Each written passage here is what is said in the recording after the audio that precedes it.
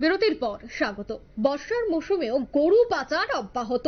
বিশেষ করে দেখা গেছে এই বর্ষা মৌসুমে নদীর জলে গরু ভাসিয়ে পশ্চিমবঙ্গের উত্তরবঙ্গ থেকে অবাধে চলছে বাংলাদেশে গরু পাচার। অভিযোগ আসতেই বিএসএফ এর হাতে গরু সমেত আটক পাচারকারী। উত্তরবঙ্গের নদীগুলিতে টহলদারি বাড়িয়ে দিল বিএসএফ এর জওয়ান। সে বিষয়ে বিস্তারিত জানবো।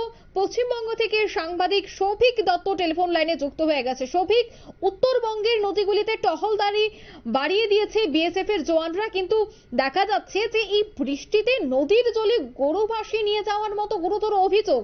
এখনো পর্যন্ত বিএসএফ এর হাতে আটক হচ্ছে বেশ কয়েকজন পাচারকারী। কি জানতে পারছো, কি জানাচ্ছে পুলিশ আধিকারিকরা? দেখো, একদমই তাই। যেহেতু বর্ষা চলছে, এই বর্ষায় কিন্তু সমস্ত উত্তরের নদীগুলি কিন্তু জলস্ফীতি দেখা দিয়েছে এবং একটা জলস্রোত দেখা দিচ্ছে। এই জলস্রোতকেই কিন্তু কাজে লাগাচ্ছে পাচারকারীরা।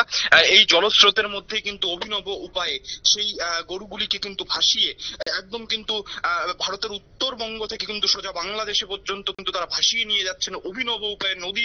নদী পথে কিন্তু এই মুহূর্তে তারা পাচার চক্র চালাচ্ছেন। বিএসএফ এর হাতে কিন্তু ইতিমধ্যে কিন্তু আটক হয়েছেন ভারতীয় সেই পাচারকারীরা। তবে বিএসএফ এর তরফে ইতিমধ্যেই তুমি যেটা বললে যে নদী পথে যে টহলদারি, সেই টহলদারি কিন্তু রীতিমতো বাড়ানো হয়েছে বিএসএফ এর তরফে। এই বর্ষার সময় কিন্তু সম্প্রতি জলপাইগুড়ি জেলার রাজগঞ্জ ব্লকের চাউলহাটি বাংলাদেশ বর্ডার এলাকায় চাওয়াই নদীর জলস্ফীতির সুযোগ নিয়ে কিন্তু এক পাচারকারী দল বাংলাদেশে গরু পাচারের চেষ্টা করছিল। সেই সময় বিএসএফ এর নজরে পড়ে ঘটনাটি। তড়িঘড়ি অভিযান চালিয়ে গরু পাচারের চেষ্টা বানচাল করেন জওয়ানরা।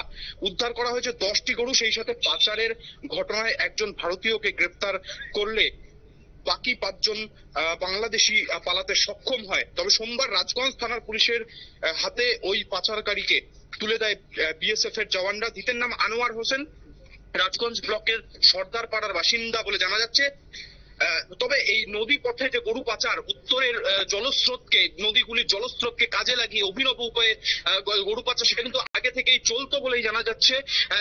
এই বিএসএফ এর হাতে আটক হওয়ার পরে কিন্তু ঘটনাটা প্রকাশ্যে আসে এবং এই মুহূর্তে কিন্তু বিএসএফ পক্ষ থেকে কিন্তু সেই এলাকায় কিন্তু নদী পথগুলিতে কিন্তু টহলদারি বাড়ানো হয়েছে। এখনো পর্যন্ত কতজনকে গ্রেফতার করা হয়েছে?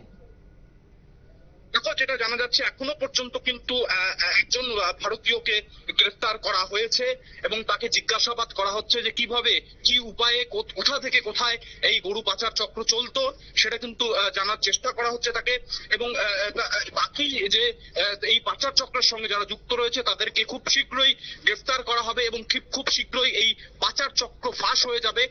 কারা কারা এর সঙ্গে যুক্ত রয়েছেন ভারতীয় এবং বাংলাদেশিদের মধ্যে, তাদের কিন্তু তল্লাশি কিন্তু ইতিমধ্যেই শুরু করেছে বিএসএফ সহ কিন্তু রাজগঞ্জ থানার পুলিশ, অর্থাৎ রাজ্য এবং কেন্দ্রীয় যে পুলিশ রয়েছেন তারা কিন্তু ইতিমধ্যেই তদন্ত শুরু করেছেন। একদমই, ধন্যবাদ শফিক। অর্থাৎ পাচারকারীকে গ্রেফতার করা হয়েছে, তারকে জোর জিজ্ঞাসাবাদের পরে কিভাবে সেই চক্রটা কাজ করছে, কিভাবে বাংলাদেশে গরু পাচার হচ্ছে, সমস্তটা বিষয় উন্মোচন হবে বলে মনে করছেন পুলিশ আধিকারিক এবং বিএসএফ এর জওয়ানরা। নিয়ে নিচ্ছে ছোট্ট একটি বিজ্ঞাপন বিরতি, সঙ্গে থাকুন।